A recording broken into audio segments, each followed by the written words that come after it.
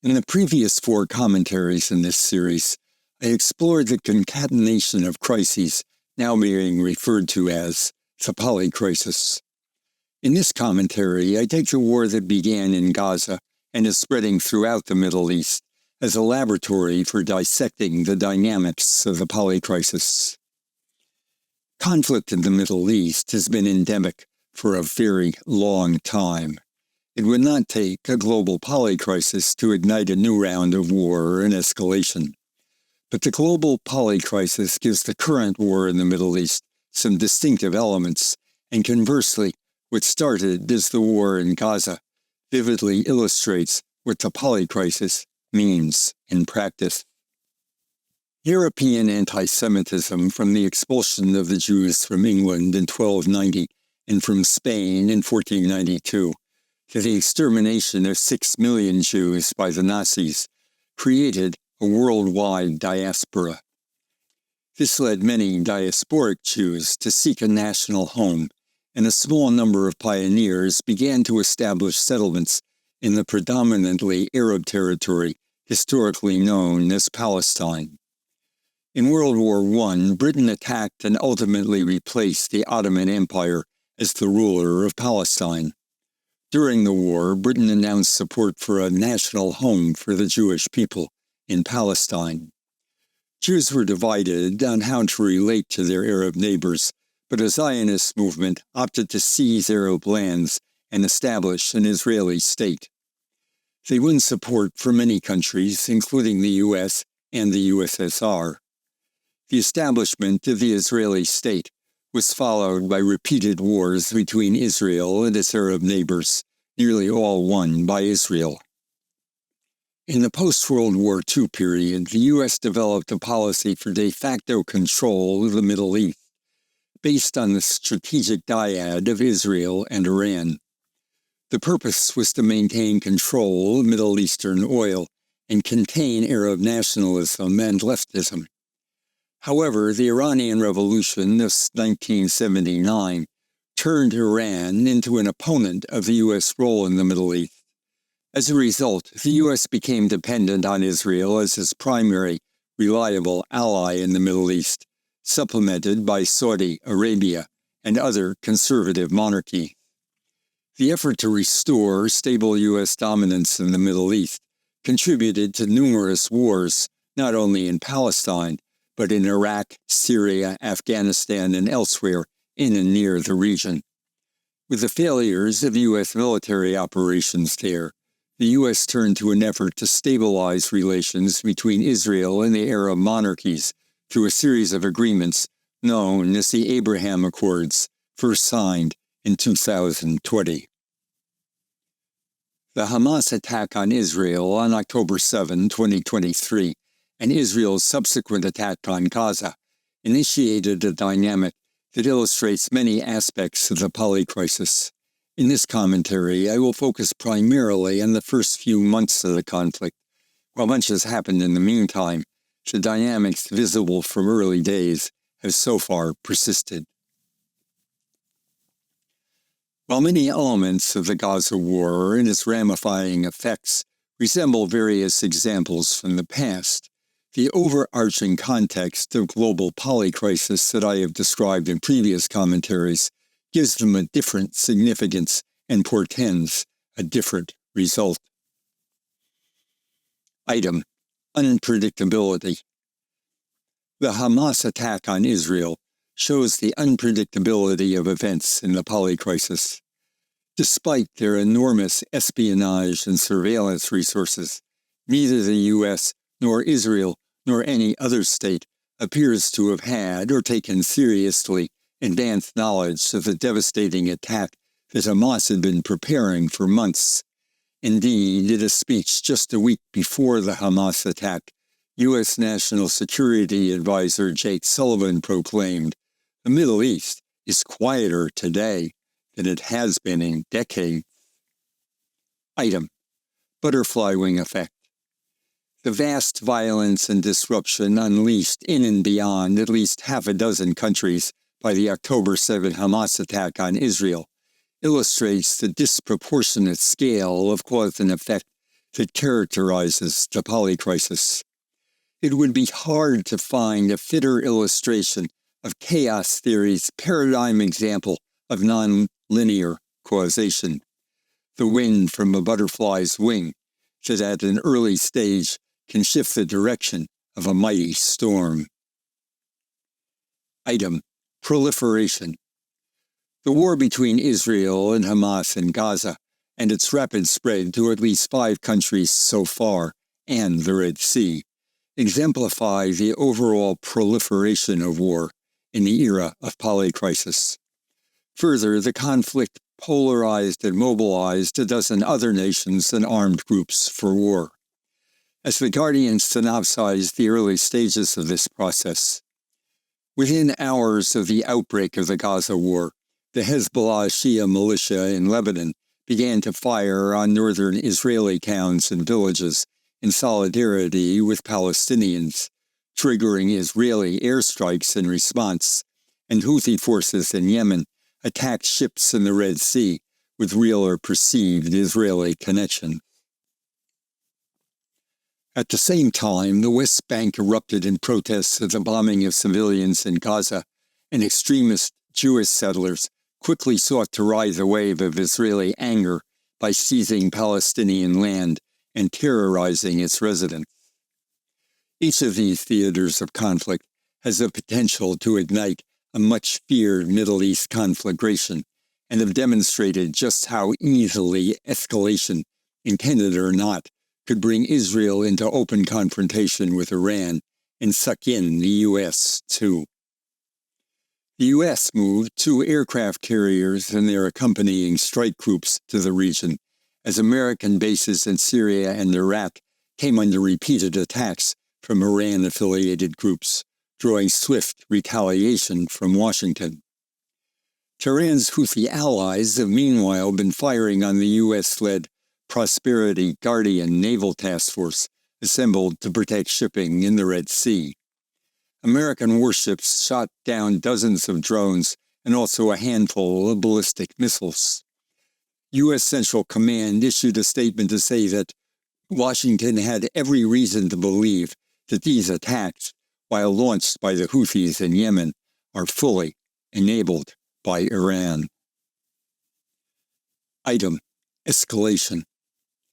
Tit-for-tat escalation illustrates the polycrisis dynamic of a systematic self-amplifying feedback loop, also known as a vicious circle.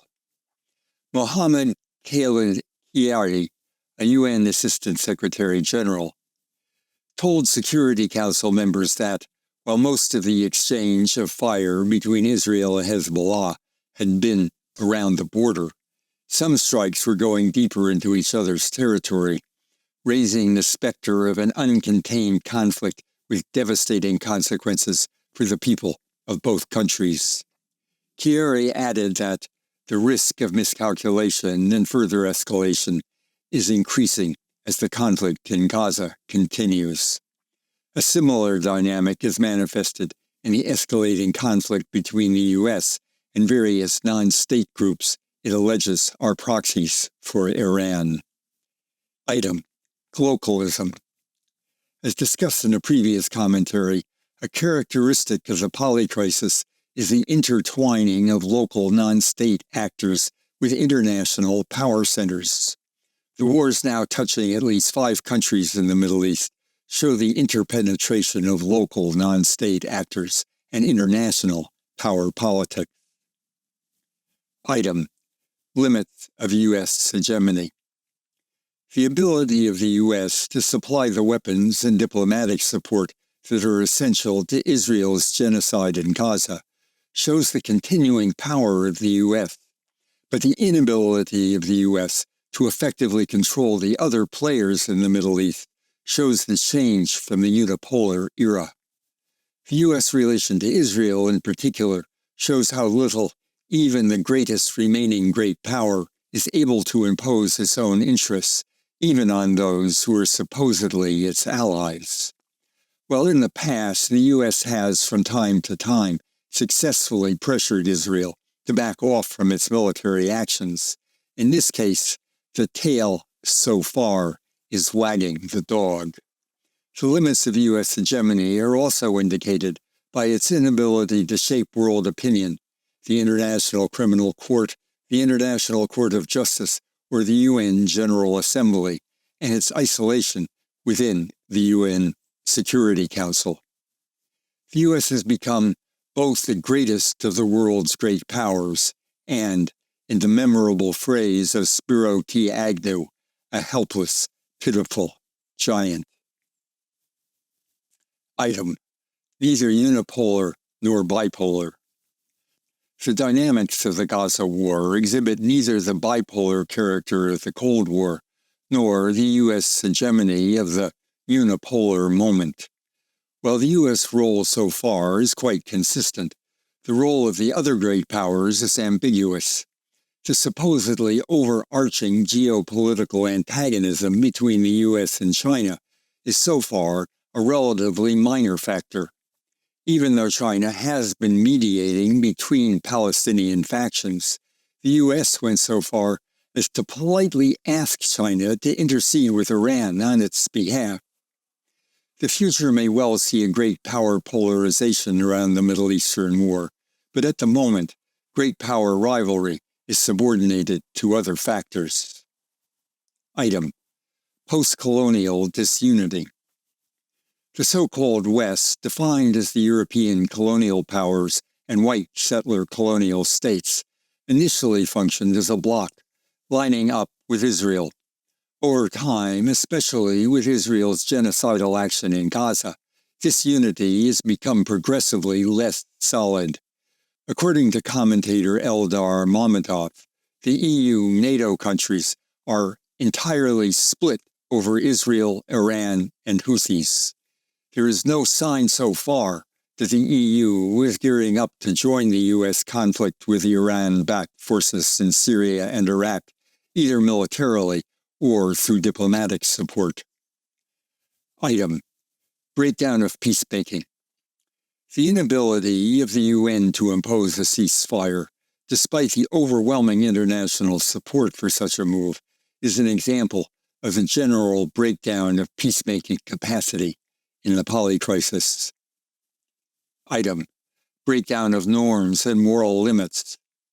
The initial Hamas attack on Israel and the rapid development of what is undoubtedly the most visible genocide in world history on the part of Israel illustrates the general breakdown of international norms and any sense of moral or human rights limitations on state action.